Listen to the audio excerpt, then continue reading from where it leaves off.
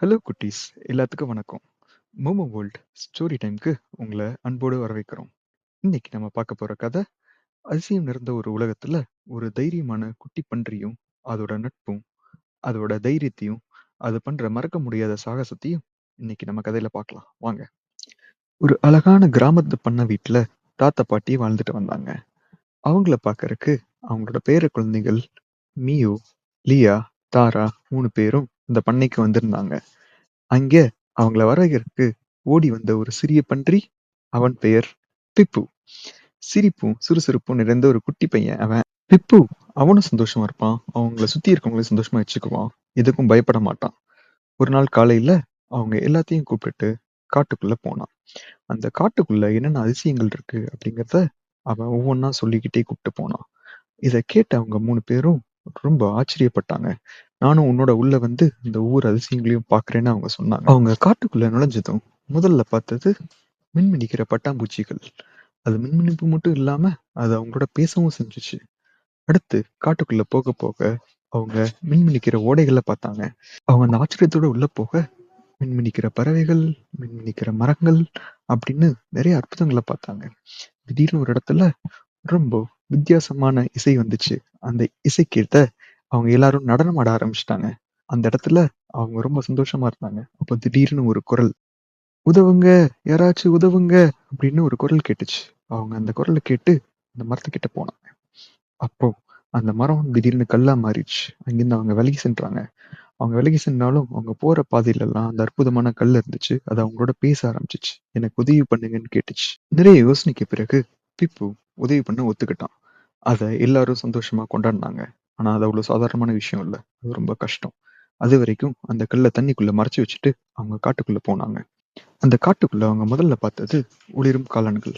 அதை தாண்டி இசைக்கிற மரங்களுக்குள்ள போனாங்க. அந்த இசையில கேட்டு அவங்க ரசிச்சிட்டு இருந்தாங்க. அந்த மரத்துக்கிட்ட அவங்க வந்த நோக்கத்தை சொன்னாங்க. உதவியும் கேட்டாங்க. அந்த மரம் அடுத்து என்ன பண்ணணும்னு அவங்களுக்கு சொல்லுச்சு. அதை நோக்கி அவங்க நகர ஆரம்பிச்சாங்க.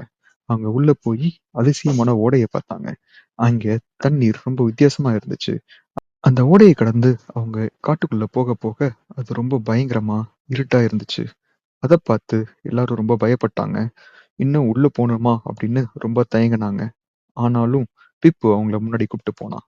அங்கே நிறைய மின்மினி பூச்சிகள அவங்க பார்த்தாங்க. மின்மினி பூச்சிகிட்ட அவங்க வந்த நோக்கத்த சொன்னாங்க. மின்மினி பூச்சிகள், "எங்க தலைவன் ஜட்டுவ போய் பாருங்க. உங்களுக்கு உதவி கிடைக்கும்னு" சொன்னாங்க. அவங்களும் ஜட்டு கிட்ட போனாங்க. அவங்க வந்திருக்க நோக்கத்த புரிஞ்ச ஜட்டு, அவன் தான் மந்திர இலைய எடுத்துட்டு வந்ததாகவும், அந்த மந்திர இலையில வர வெளிச்சத்த வச்சு தான் இந்த காடு உயிர் வாழ்றதையும் அவன் சொன்னான். இத புரிஞ்சுட்ட பிப்பு, அந்த மந்திர இலையிற வெளிச்சத்த இவங்களுக்கும் கொஞ்சம் குடுத்துட்டு, அந்த மந்திர இலைய நம்ம திருப்பி எடுத்துட்டு போணும்னு அவன் சொன்னான். அப்போது அவங்களுக்கு அந்த மந்திர ஓடையும், தண்ணியும் ஞாபகம் வந்துச்சு. அவங்க அந்த இலைய பிச்சு செடியா வச்சு, நம்ம மந்திர ஓடையிலேருந்து தண்ணி எடுத்துட்டு வந்து அந்த செடிக்கு ஊத்துனா, இந்த செடி வெளிச்சம் தரும்னு அவங்க நம்புனாங்க. அதேபோல அவங்க செஞ்சும் பார்த்தாங்க. தண்ணி ஊத்த ஊத்த செடியும் வளர்ந்துச்சு, வெளிச்சமும் வந்துச்சு. இத பார்த்து அவங்க ரொம்ப சந்தோஷப்பட்டாங்க. அப்போ அந்த மந்திர இலைய வாங்கிட்டு, நம்ம திரும்பியும் அந்த மரத்துக்கிட்ட போணும்னு அவங்க காட்டுக்குள்ள இருந்து மரத்த நோக்கி போக ஆரம்பிச்சாங்க. அவங்க காட்ட விட்டு ரொம்ப வேகமா சென்று கல்ல எங்கே வச்சாங்களோ, அதுகிட்ட போய் அந்த மந்திர இலைய வச்சாங்க. அப்போ அந்த கல்லு மரமா மாறுச்சு. மரம் அற்புதமா இருந்துச்சு. பயங்கர வெளிச்சமாவும் இருந்துச்சு.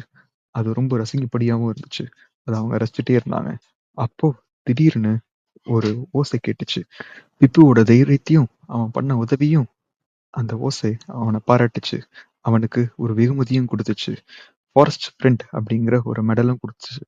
இத பார்த்து அவங்க நண்பர்கள்லாம் ரொம்ப சந்தோஷப்பட்டாங்க. எல்லாம் துள்ளி குதிச்சாங்க. அப்ப அவங்களுக்கு புரிஞ்சுச்சு, வீட்லருந்து வந்து ரொம்ப நேரம் ஆச்சு. நம்ம திரும்பி பண்ணை வீட்டுக்கு போணுன்ட்டு. பண்ணை வீட்ட பார்த்து போக ஆரம்பிச்சாங்க. அவங்க பண்ணை வீட்டுக்கு போனதுக்கப்புறம், அவங்க எல்லாரும் கூடி சந்தோஷப்பட்டாங்க. "பிப்பு, நீ ரொம்ப புத்திசாலி, திறமைசாலி, தைரியமானவன்ட்டு" அவங்க பிப்புவ பயங்கரமா பாராட்டுனாங்க. என்ன குட்டீஸ், உங்களுக்கு இந்த பிப்பு கதை பிடிச்சிருந்ததா? இந்த பிப்பு கதை பிடிச்சிருந்தா, நீங்க லைக் பண்ணுங்க, உங்க ஃப்ரெண்ட்ஸோட ஷேர் பண்ணுங்க. உங்களுக்கு என்ன பிடிச்சிருந்ததோ, அத கமெண்ட்டும் பண்ணுங்க. இந்த மாரி நெறைய நீதி கதைகள கேட்கறக்கு நம்ம மோமோ வேர்ல்ட் சேனல சப்ஸ்கிரைபும் பண்ணுங்க. இன்னொரு கதையில நம்ம திரும்பியும் பார்ப்போம். அதுவரைக்கும் பாய்.